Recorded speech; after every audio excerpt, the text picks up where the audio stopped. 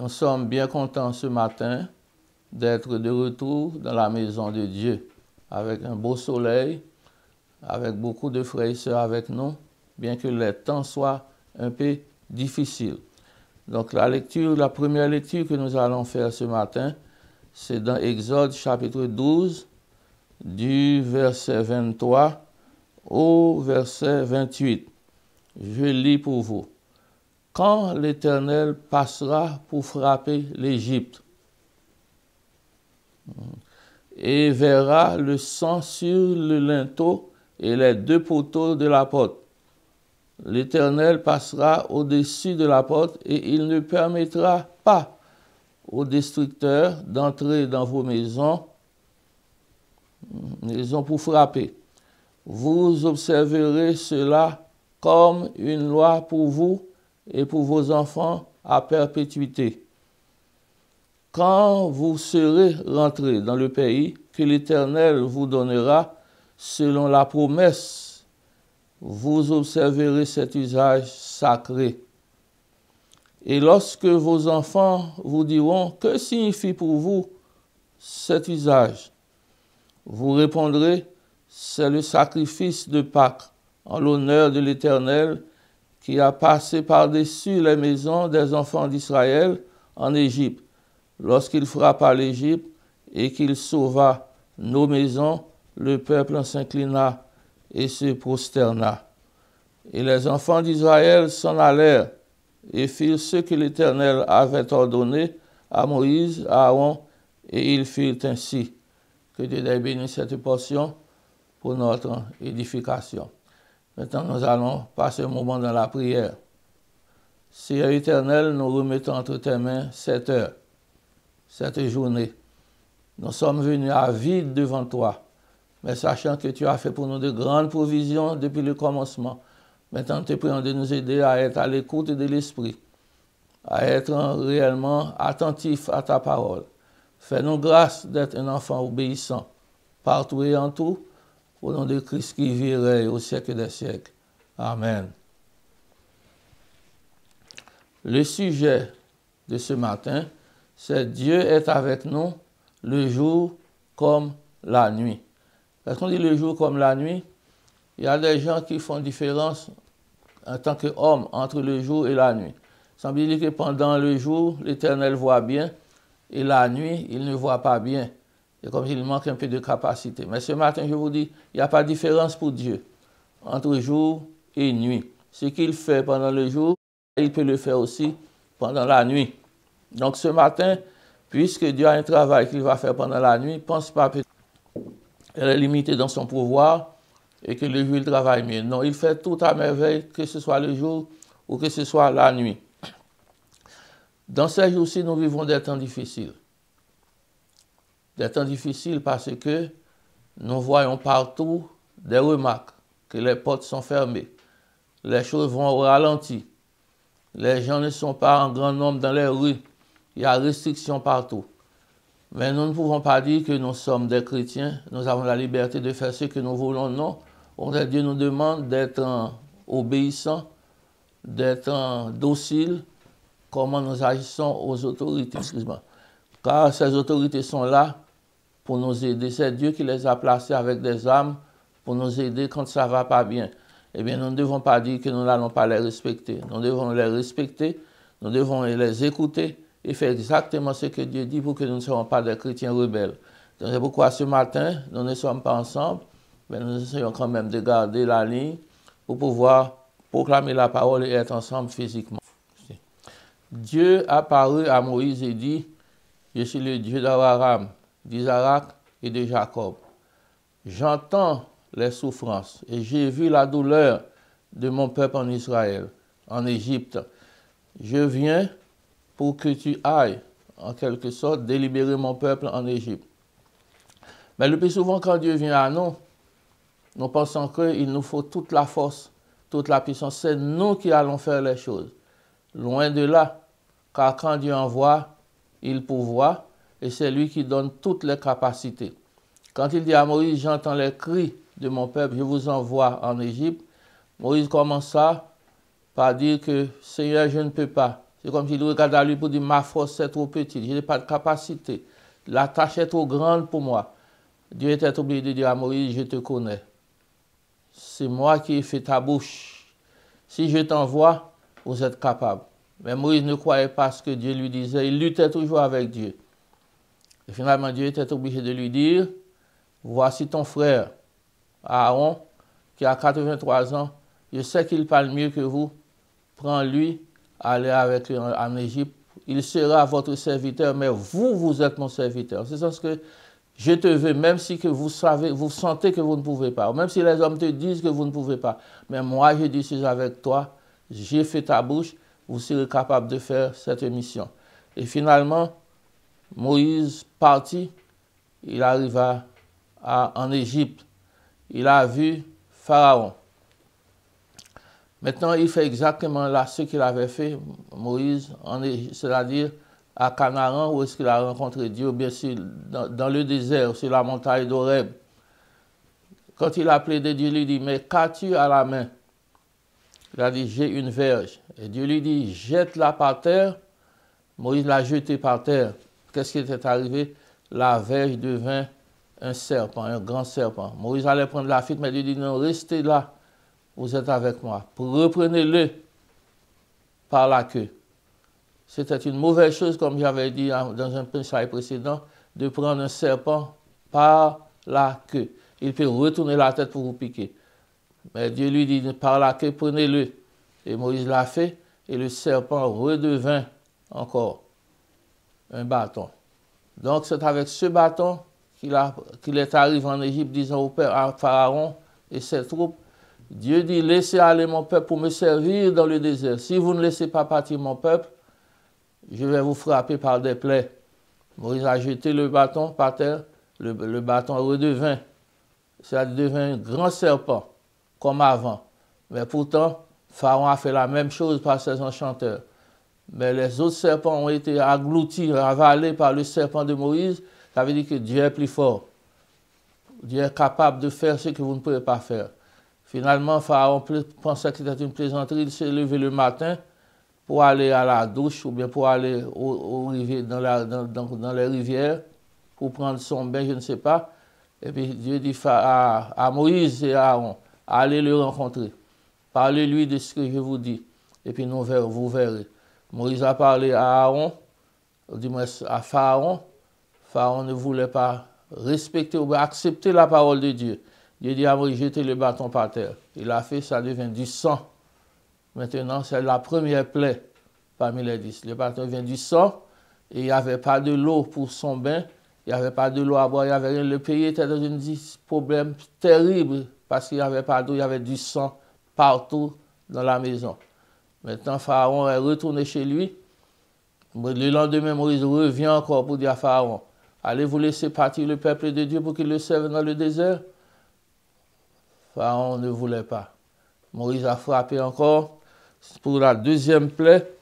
Le deuxième, c'est maintenant invasion de grenouilles dans tout le pays. Maintenant, ce sont des gros crapauds que les enfants, les gens ne sont pas habitués avec. Les gens ont peur, ils sont partout, dans les maisons, dans les chambres, dans les plats, dans les rues, sur toute la surface de la terre. Pharaon a été frappé par ces plaies. Mais jusque-là encore, il poursuivait dans sa rébellion pour ne pas entendre la voix de Moïse et Aaron que Dieu a envoyé. Dieu dit à Moïse encore, allez et recommencer. C'est là qu'on a la troisième plaie, qu'on appelle en quelque sorte invasion des poux. C'est terrible là, ça c'était encore partout dans les habits, sur les gens, sur leurs lits, pour se coucher là. C'était vraiment, on ne pouvait même pas respirer avec ces bêtes. Jusqu'ici encore, Pharaon luttait avec Dieu. Il ne voulait pas laisser aller le peuple de Dieu. Dieu dit encore à Moïse et à Aaron, allez et frappez. Pharaon a levé, Moïse leva son bâton encore avec Pharaon, en face de Pharaon. La même chose arrive. Maintenant, c'était comment? Ils sont incapables d'accomplir ces choses. Toutes les plaies avant, Moïse pouvait faire la même chose, c'est-à-dire que les enchanteurs de Pharaon faisaient la même chose.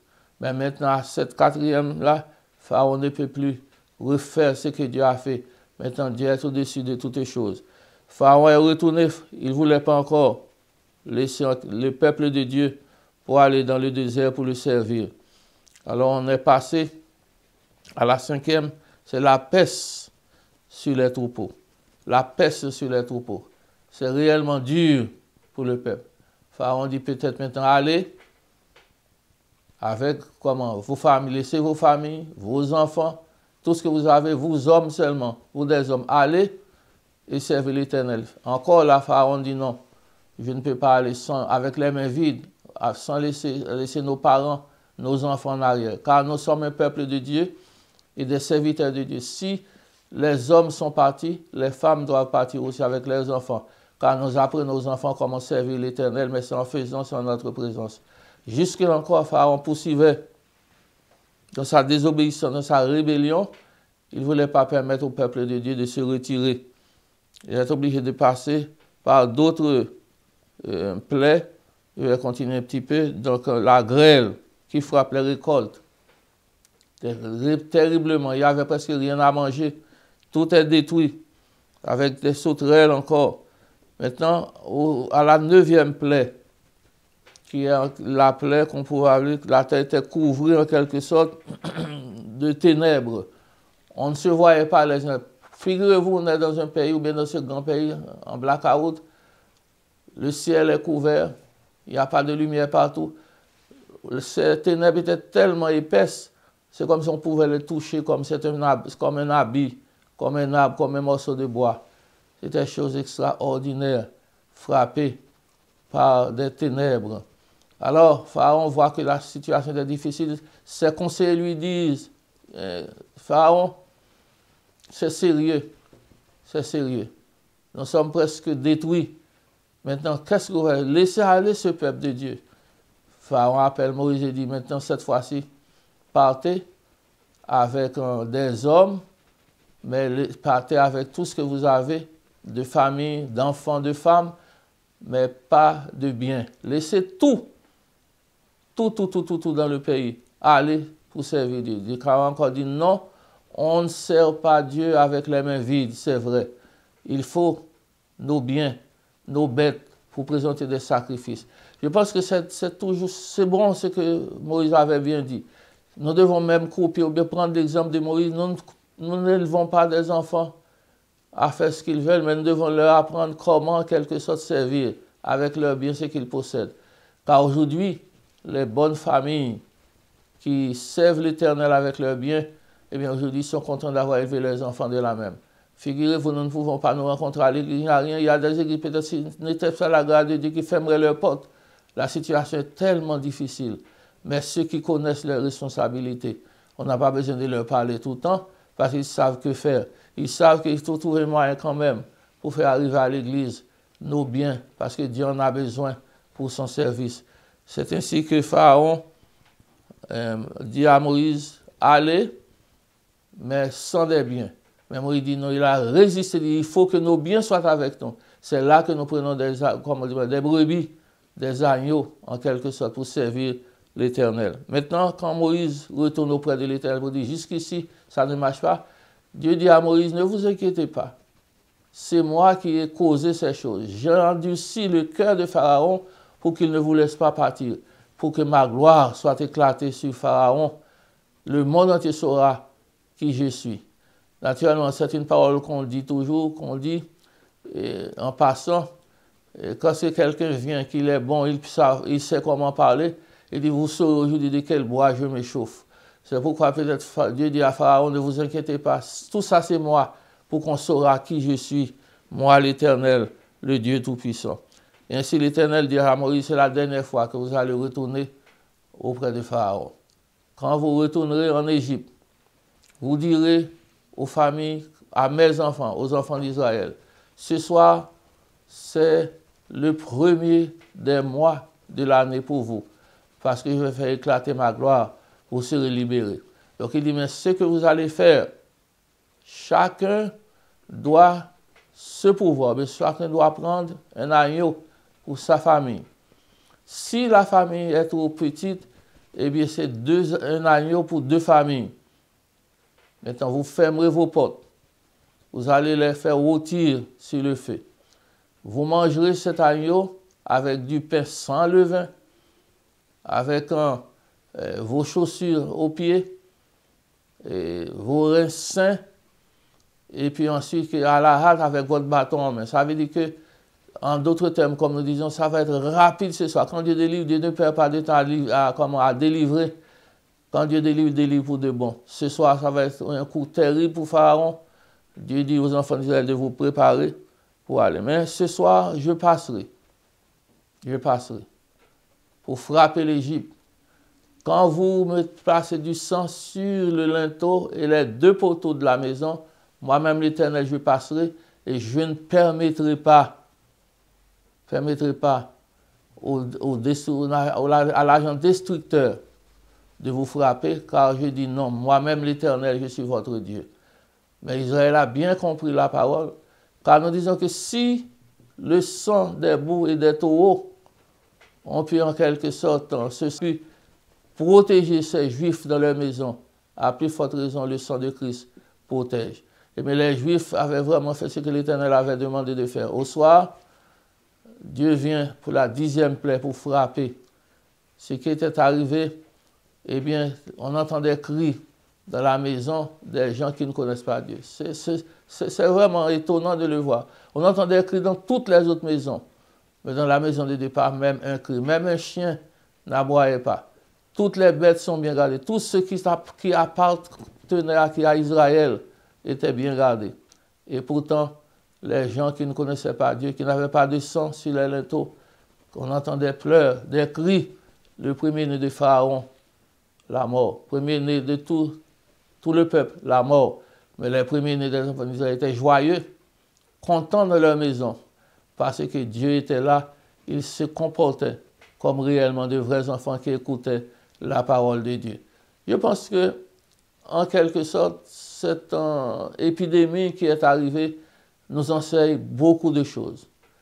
Nous enseigne que nous ne pouvons pas nous réunir. Nous devons nous séparer. Nous devons rester les uns loin des autres. Mais nous avons cette confiance, cette assurance que là où nous sommes, Dieu nous voit. Ce n'est pas un Dieu qui est comme un enfant, ce n'est pas un Dieu qui voit le jour, il ne voit pas la nuit. Ce n'est pas un Dieu en quelque sorte qui demande des... Non, Dieu fait tout de par lui-même. Et comme il est omniprésent, il est avec nous là où nous sommes. Enfermés dans des chambres, enfermés dans une place quand même. Il y a des gens qui peuvent être en quarantaine, mais l'Éternel dit avec lui, nous ne sommes pas en quarantaine. Avec lui, nous sommes toujours plus que vainqueurs. Donc ce soir, si nous comparons le sang de Christ au sang des bêtes, le sang de ces bêtes-là a pu protéger les gens. À plus forte raison, ce soir, nous sommes gardés par le sang de Christ. C'est tout ce que Dieu donne dans l'Ancien Testament, c'est cette question de sang. Et aujourd'hui encore, c'est le sang. Mais le sang, il y a une différence. Sang des bêtes couvrait pour un peu de temps. Mais le sang de Christ nous garde, nous couvre pour toute éternité. Donc, si la Bible dit, s'il n'y a pas effusion de sang, il n'y a pas de salut. Ce soir-là, pour ceux qui connaissent Christ, ils savent que très bien l'importance du sang. Mais pour vous autres qui ne connaissez pas Christ, le sang a une grande importance. La grande importance, c'est que Christ s'est donné une fois pour nous. Il nous a lavé une fois. Mais dans l'Ancien Testament, il fallait du sang presque chaque année, comme une sorte de rythme en quelque sorte, parce qu'on doit continuer avec. Mais je sais que ce matin, là où vous êtes, vous n'avez pas besoin de pleurer pour dire que où sommes-nous? Est-ce que Christ réellement est là? Il est là. Moi, je ne savais pas qu'il allait permettre en quelque sorte à ces épidémies de nous frapper. Nous ne sommes pas frappés. Au contraire, même il y a quelqu'un qui fait cette blague qui dit que cette maladie n'est pas une maladie pour les Noirs.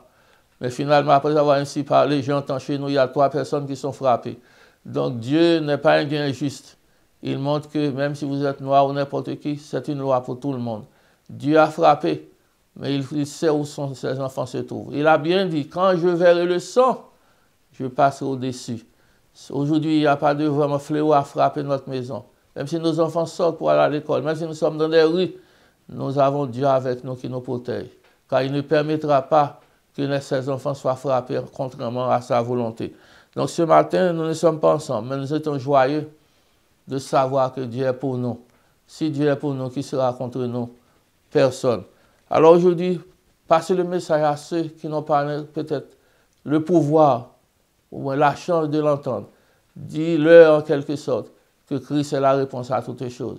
J'ai parlé avec des gens qui prêchent, même en Haïti, ils disent que ce sont des signes avant-coureurs. On ne sait pas qu'est-ce qui va arriver cette année, depuis le début de l'année. C'est comme si Dieu nous avertit, il y a quelque chose à venir.